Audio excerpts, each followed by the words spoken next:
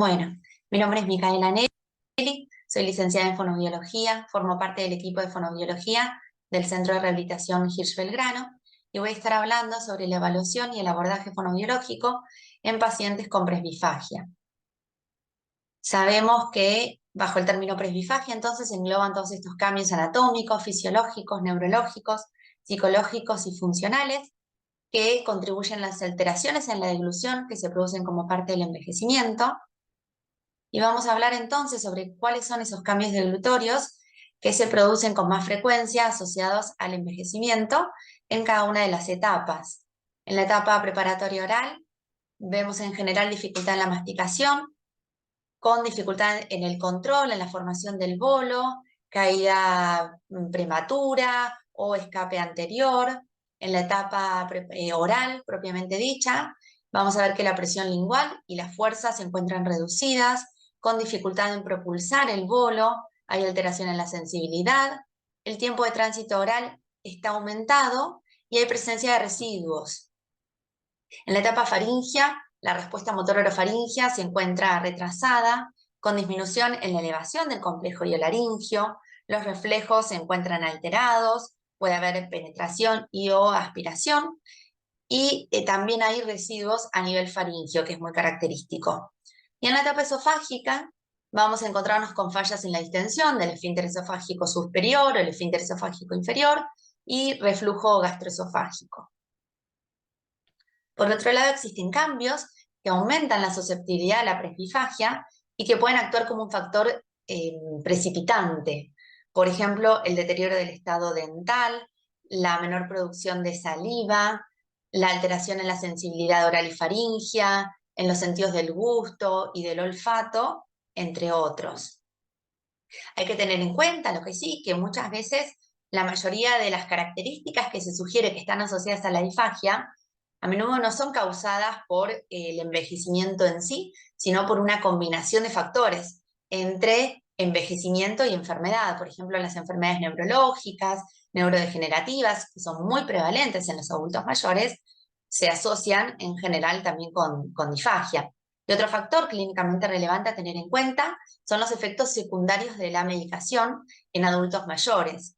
Si bien son pocos los estudios al respecto, se calcula que aproximadamente el 50% de los adultos mayores se encuentran bajo polifarmacia, con lo cual es muy probable que se incluyan con frecuencia fármacos que afectan la función deglutoria. Por ejemplo, la serostomía es una de las causas más frecuentes de disfagia inducida por fármacos, y esta sequedad bucal genera, por ejemplo, mucho aumento de los residuos, dificultad en la formación del bolo, también los sedantes, los neurolépticos, los antidepresivos, generan alteraciones en la vigilia, enlentecen los reflejos, con lo cual hay que tener todo esto en cuenta también. Teniendo en cuenta entonces todo esto, vamos a pasar a hablar ahora sí de la evaluación mediante la administración de cuestionarios de autopercepción, las pruebas de screening, la evaluación clínica y la evaluación instrumental, mencionando que no contamos en sí con pruebas específicas para el diagnóstico o la evaluación de la presbifagia, sino que lo que en general utilizamos son las pruebas ya conocidas para la evaluación de la disfagia, por lo que no hay un consenso universal sobre cuál es la mejor herramienta para evaluar a estos pacientes. En relación a los cuestionarios de autopercepción, se sugiere su implementación para identificar los signos y síntomas asociados a la disfagia como un predictor que nos puede orientar hacia la implementación de test de tamizaje o screening o protocolos de evaluación en el adulto mayor. El más utilizado es el Eating Assessment Tool, el IT10, que es el que vemos acá. Acá nosotros estamos viendo la traducción y la validación de esta escala al castellano, y es una herramienta de autoevaluación sumamente útil para poder medir el riesgo de disfagia e identificar a cuáles son aquellos sujetos que requieren una intervención multidisciplinaria. Es un cuestionario sumamente sencillo, consta de 10 preguntas. La persona debe responder cada una de estas preguntas de manera subjetiva en una escala de 4 puntos, donde 0 indica que no hay ninguna dificultad y 4 que presenta un problema serio. Y es muy útil en nuestra población porque pregunta sobre algunas cuestiones que se dan con frecuencia, como la pérdida de peso, la dificultad en el manejo de los líquidos o de los sólidos, o la dificultad con los medicamentos. Una puntuación total mayor o igual a 3 sería sugerente de disfagia. En ese caso, podríamos administrar una evaluación de screening. Hay múltiples evaluaciones. Los métodos de screening en general detectan a los pacientes de riesgo y utilizan materiales que se encuentran a disposición, se pueden realizar de forma breve, por personal que esté capacitado desde ya. Muchas veces son administradas por personal de enfermería, nutrición, el médico. Yo acá menciono algunas de las más utilizadas o conocidas, como el test del vaso del agua, que hay diferentes versiones. Consiste básicamente en ofrecer líquido al paciente y ver si aparecen signos de babeo, de tos, alteración en la calidad de la voz o una desaturación mayor al 3%.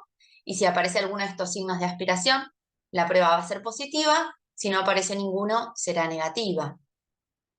El Toronto Bedside Swallowing Screening Test o el test de DePipo son test que evalúan justamente con líquido, con agua a los pacientes para poder detectar a aquellos que se encuentren en riesgo.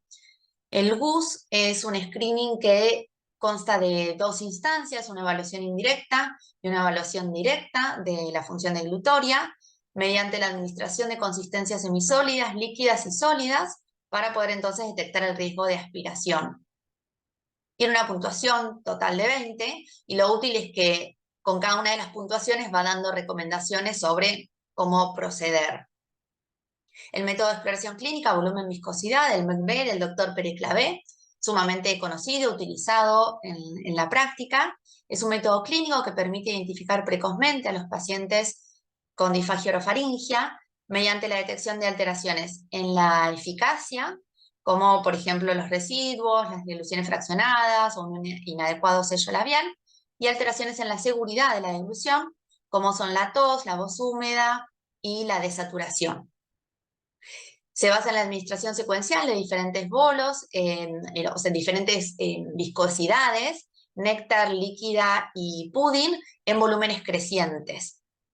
Y lo útil de esta prueba es que además de poder detectar la disfagia, también ya nos indica cuál sería entonces la viscosidad y el volumen más seguro y eficaz para esa persona. Y podemos complementar con el test de deglución y masticación de sólidos, que va a ser aplicable en adultos mayores que tengan sus piezas dentarias o que cuenten con prótesis dentales que estén bien adaptadas, lo cual es todo un desafío en esta población a veces. Pasando a la evaluación clínica, acá sí va a ser realizada por el equipo de fonobiología como parte de una evaluación integral multidisciplinaria. Vamos a tener en cuenta, en primer lugar, los antecedentes, fundamental, los factores de riesgo asociados, el estado nutricional, ya que suele ser población que ha perdido peso, se encuentra desnutrida o deshidratada, y las preferencias del paciente y su familia. Es muy útil que podamos hacer un adecuado interrogatorio a quien acompañe, si es que hay alguien que acompaña a esta persona, ya que muchas veces estos pacientes van haciendo adaptaciones en la dieta de una manera no consciente. Van evitando ciertos alimentos, como el arroz, por ejemplo, y los van dejando de comer, o van haciendo adaptaciones, como por ejemplo el pan y las galletitas, las humedecen en las infusiones, y no tienen real conciencia de que van haciendo estos cambios o de que existe incluso una dificultad deglutoria, con lo cual es muy importante todo lo que podamos recabar al respecto de la alimentación en el hogar y de los hábitos. La evaluación en sí la podemos dividir en una evaluación indirecta, donde vamos a evaluar el estado general, cuál es el grado de colaboración, la higiene y salud oral. Vamos a evaluar las estructuras orolingofaciales, los pares craneales que intervienen en la deglución, los reflejos, la sensibilidad y el manejo de secreciones y saliva. Y si la persona presenta una adecuada alerta, podemos pasar a una evaluación directa con diferentes consistencias y volúmenes para ver cuál es su desempeño deglutorio. Evaluaremos las distintas etapas, la respuesta motor orofaringea y demás. Y es muy importante tener en cuenta la toma de medicación, ya que como decíamos, son pacientes que se encuentran polimedicados y suele revertir cierta complejidad en la toma de medicación. Y por último, la evaluación instrumental. Contamos con pruebas objetivas que tienen alta sensibilidad y especificidad. Yo acabo de mencionar las que más utilizamos, que son la FES y la videofluoroscopía de la deglución. En relación a la FES, realizada junto al médico otorrinolaringólogo, suele ser la prueba que más utilizamos con frecuencia, es nuestro método de elección, ya que es portátil, permite evaluar al paciente al pie de cama, es segura, bien tolerada, y nos permite evaluar las estructuras de la área faringolaringia, la sensibilidad y el manejo de secreciones. Y en relación a la videofluoroscopía de la deglución, realizada junto al radiólogo, permite observar de forma dinámica todos los eventos biomecánicos que se van dando en cada una de las etapas y va a ser muy útil en caso de que tengamos una sospecha de disfunción cricofaringia o alguna alteración en la etapa esofágica, desde ya que este va a ser nuestro método de elección. En relación a lo que podemos observar en cada uno de estos estudios, es lo que fuimos mencionando previamente. En la etapa oral vamos a ver el inadecuado sello palatogloso, en la dificultad en el control y en la propulsión del bolo. En la etapa faringia, lo más característico son los residuos faringios y el cierre en la protección del vestíbulo, de la vía aérea. Y en la etapa esofágica podemos observar la alteración en la apertura del esfínter esofágico superior. Desde ya que la elección del método dependerá de la sospecha que tengamos y también de las posibilidades con las que contemos. Y en relación a la intervención, el manejo de la perififagia debería de incluir a un equipo multidisciplinario que pueda intervenir de manera integral, teniendo en cuenta la plurimorbilidad a la cual se encuentra expuesta esta población. Nuestro rol se orientará primero hacia acciones de promoción de la salud deglutoria y a la prevención de la disfagia mediante la detección temprana de estas dificultades.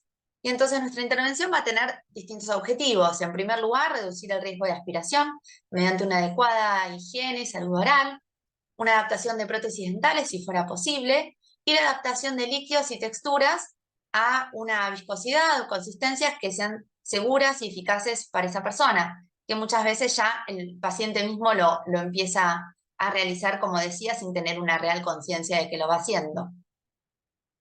Por otro lado, intentaremos restablecer la seguridad y eficacia del proceso deglutorio mediante la implementación de diferentes estrategias terapéuticas según el tipo de colaboración y cuál sea nuestro objetivo. Vamos a utilizar maniobras deglutorias. Estas maniobras requieren colaboración del paciente, son utilizadas para restablecer todas las alteraciones biomecánicas y la fisiología deglutoria. Cabe aclarar que no hay recetas, maniobras únicas que utilicemos. Yo acá menciono algunas de las que más solemos utilizar, pero dependerá de la evaluación y qué es lo que observemos en el paciente, la maniobra que realizaremos. Podemos utilizar la maniobra de deglución forzada, que es la deglución con esfuerzo, si queremos mejorar, por ejemplo, la propulsión del bolo. La maniobra de Mendelssohn, que consiste en una elevación prolongada de la laringe con una mayor contracción de la musculatura anterior del cuello, para mejorar la elevación laringea, el tiempo de elevación, y también me permite una mayor apertura del esfínter esofágico superior. Y luego, además de las maniobras, realizaremos ejercicios específicos en las estructuras orales, faringias involucradas en todo el proceso deglutorio y en las cuales encontremos alguna alteración, ya sea para mejorar la fuerza, el rango de movilidad, la velocidad de la musculatura lingual, labial, suprayoidea, para poder entonces mejorar la eficacia y la seguridad de la deglución. Las técnicas compensatorias son fáciles de realizar, estas no generan ninguna fatiga en el paciente.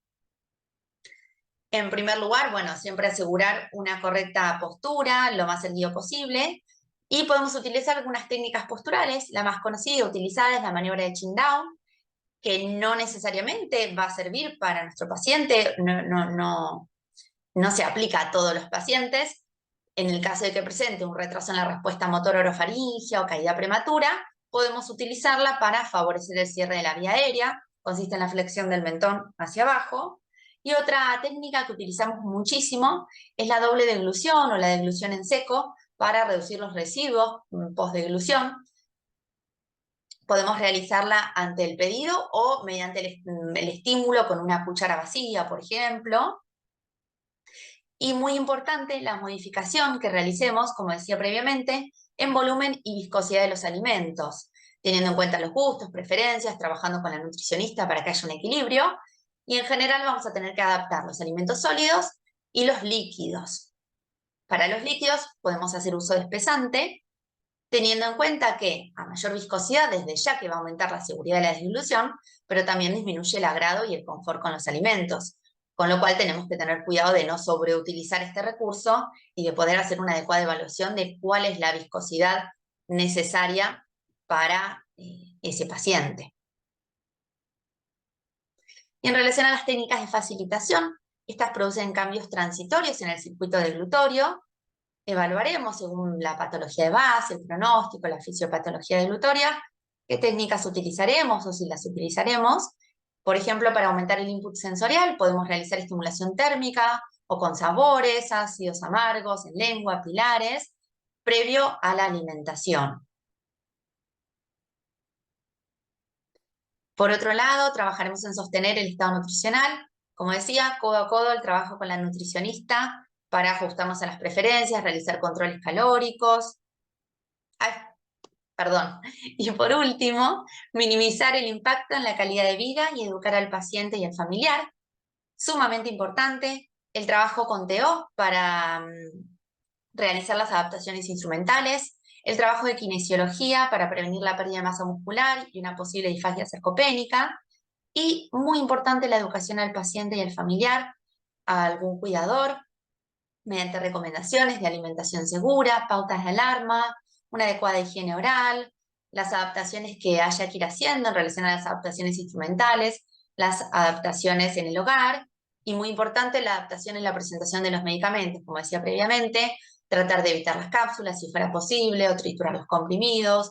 Muchas veces va a ser necesario el uso de espesantes para los líquidos o para los líquidos sí, administrar la medicación de esa forma o administrarla con un alimento semisólido, por ejemplo.